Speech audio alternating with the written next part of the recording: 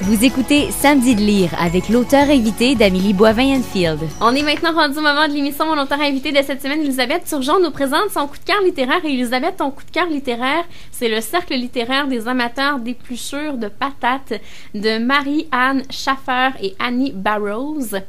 Et j'aimerais te demander, Elisabeth, pourquoi cet ouvrage-là? Oh, ça a été tellement difficile de choisir. Hein? Oh, oui, c'est ça. D'ailleurs, le vrai nom là, du cercle littéraire, ça s'appelle le Cercle littéraire des amateurs de littérature et de tourtes aux épluchures de patates. Pourquoi ce roman-là? Parce que c'est un roman qui dit lire, ça peut nous sauver la vie. Lire, ça nous fait voyager, même en restant sur place. Ça permet d'avoir des meilleures relations avec son entourage parce que ça nous permet de comprendre un tas de choses sur soi et sur les autres. Je vous raconte le livre? Ben oui. OK. D'abord, ça se passe à Londres. Le livre commence à Londres, à la fin de la Deuxième Guerre mondiale. Il y a une femme, elle s'appelle Juliette, c'est une écrivaine, puis elle cherche une idée pour son prochain roman. Et elle reçoit une lettre d'un dénommé Adams qui vit sur l'île de Guernsey. J'ai vérifié d'ailleurs dans Google. L'île de Guernsey existe vraiment. Elle est située dans la Manche, entre l'Angleterre et la France, à peu près vis-à-vis Saint-Malo. Et je ne savais pas, mais pendant la Deuxième Guerre mondiale, cette île-là a été occupée par les Allemands. Ah. Okay. Donc, le livre se passe à la fin de la Deuxième Guerre mondiale, et quelqu'un qui est un habitant de cette île-là écrit à Juliette pour lui demander un renseignement.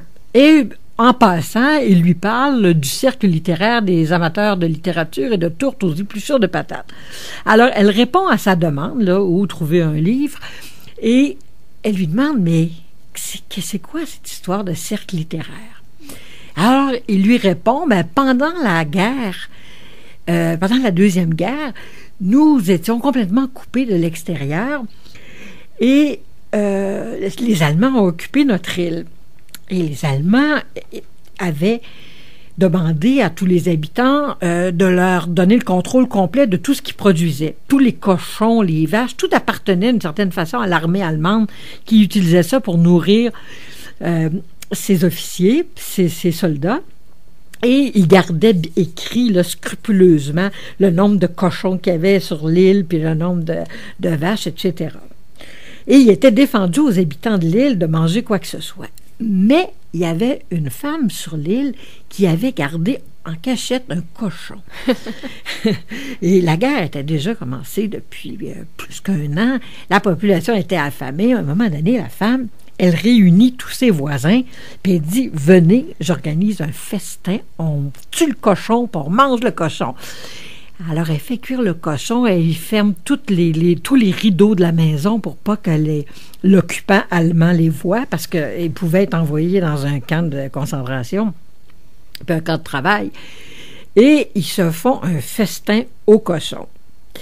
À un moment donné, il regarde l'heure et dit « Oups, il est 10 heures, on a dépassé de 2 heures le couvre-feu qui était à 8 heures. » Alors là, les gens disent « Vite, vite, rentrons chez nous. » Et parce qu'il ne faut pas que les soldats nous voient, parce que juste d'être dehors après le couvre-feu pouvait les mener au camp de travail. Malheureusement, il y a un des voisins qui est un peu saoul et qui commence à chanter et à faire du bruit. La patrouille allemande arrive. On est en pleine noirceur, imaginez, sur l'île de Guernsey. Et là, les soldats veulent les arrêter. Et là, Elisabeth, une des voisines, s'approche de l'officier allemand et lui dit « Nous étions dans notre réunion de notre cercle littéraire des amateurs d'épluchures de patates. » Elle a inventé ça, ça lui est venu à l'idée comme ça, pour sauver leur peau. Et là, l'officier lui répond « Vous avez un cercle littéraire? J'aime beaucoup la lecture. Est-ce que je pourrais en faire partie? » Ils ont dit « Oui, aucun problème. » Et là, ils courent se coucher chez eux. Le lendemain matin, ils vont dans la librairie du village. Ils ramassent tous les livres qu'ils peuvent. Ils les emmènent à la maison de la femme qui a tué le cochon. Et là, ils installent des livres partout. Ils vont en distribuer à tous les voisins. Ils leur disent « toi, tu lis tes livres, toi, tu lis ce livre-là, et on fait une réunion du cercle littéraire des amateurs d'épluchures de patates dans 2 semaines. Là, les gens disent, mais non, on veut pas. Hein. Bon, on n'a pas le choix, là, officiellement, va venir. On lui a dit qu'on avait un cercle littéraire.